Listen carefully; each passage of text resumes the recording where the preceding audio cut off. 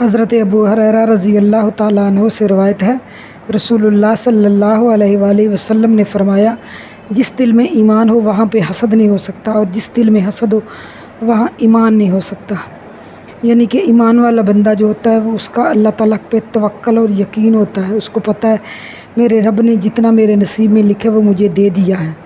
اور جس بندے کا اللہ تعالیٰ پہ توکل اور یقین نہیں ہوتا، حسد وہی کرتا ہے، وہی دوسروں کی چیزوں کو دیکھ کے اس کی کے دل میں ہی حسرت پیدا ہوتی ہے اور وہی حسد کرتا ہے اور وہی جیلس ہوتا ہے۔ تو اللہ تعالیٰ نے فرمایا نا کہ آپ کس چیز پہ حسد کرتے ہو، کہ میں نے اپنے فضل سے نوازا ہے، آپ میرے فضل سے حسد کرتے ہو۔ تو اب ہم نے اپنا موازنہ کرنا ہے کہ ہم کن لوگوں میں سے ہیں، کہ ہمارے دل میں حسد ہے یا ایمان ہے۔